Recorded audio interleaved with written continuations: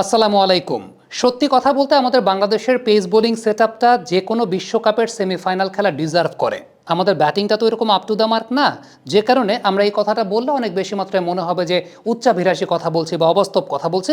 আমাদের ব্যাটিংটা একটু below standard ব্যাটিংই, কিন্তু আমাদের যে পেস বোলিং সেটআপ সেটা বিশ্বের যে কোনো পেস বোলিং সেটআপের চাইতে অনেক ভালো পেস বোলিং সেটআপ।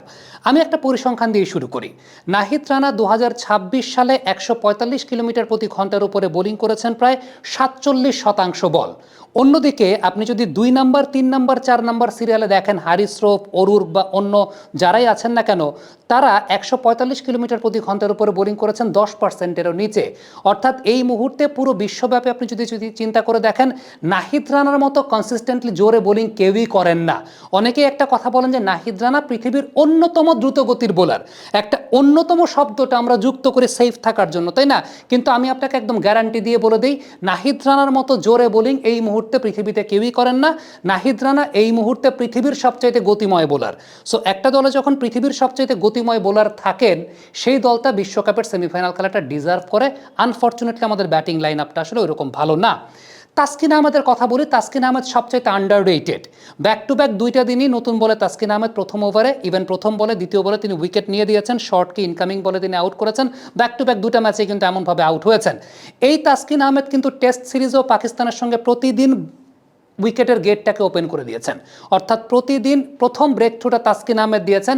আমরা কিন্তু এই ব্যাপারটায় তাসকিন আহমেদকে খুব বেশি প্রেইজ করি না, অর্থাৎ এটা খুব বেশি চোখে পড়ে না, কারণ হয়তোবা নাহিদ রানা 5 উইকেট নিয়ে ফেলছেন বা তাইজুল 5 উইকেট নিচ্ছেন বা মিরাজ 5 উইকেট নিচ্ছেন, যে কারণে তাসকিন আহমেদ যে গেটটাকে ওপেন করে দিচ্ছেন প্রতি সময়ে, সেই ব্যাপারটা আমরা খুব বেশি দেখি না।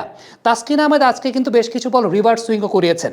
পুরাতন বলে তাসকিন আহমেদের রিভার্স সুইংয়ের দক্ষতাটা সাদা বলে সেটা কিন্তু বেশি প্রকাশিত হয়েছিল গত নিউজিল্যান্ড সিরিজের সময় থেকেই। আমরা সেটা নিয়ে অনফিল্ডের পর্দায় একটা ভিডিও করেছিলাম যে তাসকিন আহমেদ রিভার্স সুইং করাচ্ছেন, বিশেষ করে 33 ওভারের পর যখন বল পুরাতন হয়ে যাচ্ছে তখন পেস বোলারদের রিভার্স সুইং করানোটা, বিশেষ করে এখন যেহেতু নতুন নিয়ম হয়েছে যে একই বল দিয়ে 33 ওভারের পর থেকে কন্টিনিউ হবে, রিভার্স সুইং করানোর দক্ষতাটা খুব গুরুত্বপূর্ণ।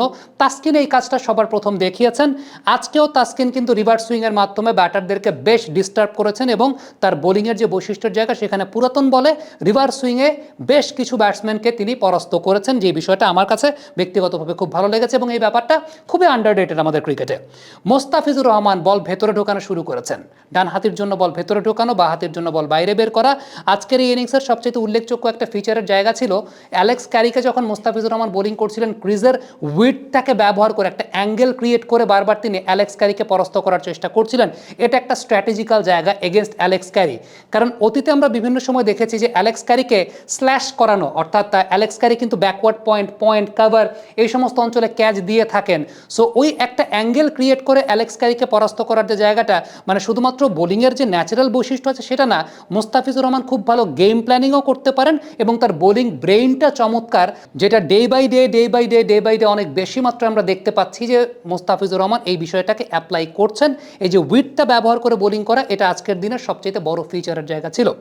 নাহিদ রানার ক্ষেত্রে একটা কথা বলি, সেটা হচ্ছে এর আগের দিন নাহিদ রানা যখন ভালো বোলিং করেছেন, 4টা উইকেট পেয়েছেন, নাহিদ রানা প্রথম স্পেলটা করেছিলেন 4 ওভারের। প্রথম স্পেলটা 4 ওভারের করেছিলেন। তার আগে যদি আমরা চিন্তা করি নিউজিল্যান্ডের সঙ্গে যে ম্যাচটা 5 উইকেট পেয়েছিলেন, সেই দিনও প্রথম স্পেলটা তিনি করেছিলেন 4 ওভারের। পাকিস্তানের সঙ্গে যেদিন 5 উইকেট পেয়েছিলেন, প্রথম স্পেলটা করেছিলেন 7 ওভারে।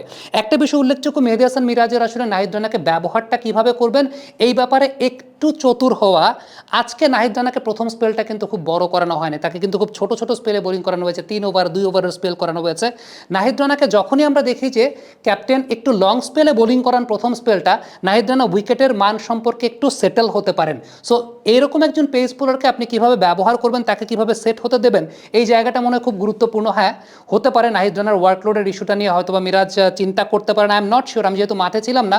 বাট যদি ব্যাপারটা সেরকম না হয়ে থাকে, নাহিদ রানার কাছ থেকে ম্যাক্সিমাম প্রোডাক্টিভিটি আদায় করতে গেলে তাকে প্রথম স্পেলটা অন্তত একটু লং স্পেলে বোলিং করানো, অন্তত 4 ওভারের একটা স্পেল করানো, 5 ওভারের স্পেল করালেও হয়তো বা সেই জায়গা থেকে একটা ভালো প্রোডাক্টিভিটি আসতে পারে। সো সব কিছু মিলিয়ে বাংলাদেশের এই পেস বোলিং ট্রায়োর ক্ষেত্রে আমার কাছে মনে হয় যে মিরাজের এদেরকে ব্যবহার করার ওয়েটা আরেকটু পলিশড হওয়া দরকার।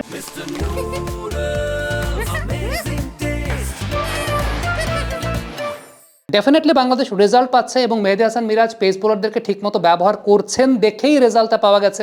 এর আগে 7 ওভার বোলিং করিয়েছিলেন পাকিস্তানের এগেনস্টে, সেই বিষয়টা আমরা দেখতে পেয়েছিলাম যে টানা 7টা ওভার বোলিং করিয়েছেন। এই ধরনের পেস বোলারদের সচরাচর 7 ওভার টানা বোলিং করানো হয় না, বাট মিরাজ কিন্তু টানা 7 ওভার বোলিং করিয়েছিলেন। আজকে আমি জানি না যে কী কারণে মিরাজ তাকে এত কম বোলিং করিয়েছেন প্রথম স্পেলটাতে, বাট এটা আমার তরফ থেকে একটা সাজেশন, সেটা হচ্ছে যে যদি নাহিদ রানাকে লং স্পেলে বোলিং করানো যায়, অন্তত প্রথম স্পেলটা যদি 4 ওভার অন্তত হয়, নাহিদ রানা উইকেটের মানটা বা উইকেটে কোন লাইনে বা কোন লেন্থে বোলিং করতে হবে সেটাকে খুব ভালো মতো বুঝতে পারেন। প্রথম ইনিংসে কিন্তু উইকেট বেশ ভালোই ছিল, দ্বিতীয় ইনিংসে আমরা বেশ কিছু আনইভেন নেচার দেখেছি। লিটন কুমার দাসের আউটটা একটু আনইভেন নেচার ছিল, শান্তর আউটটা আনইভেন নেচার ছিল, মিরাজের তো মাথায়ও বল লেগেছিল, সেটা আমরা বাউন্সারে দেখতে পেয়েছিলাম যে পর্যদুস্ত হয়েছেন।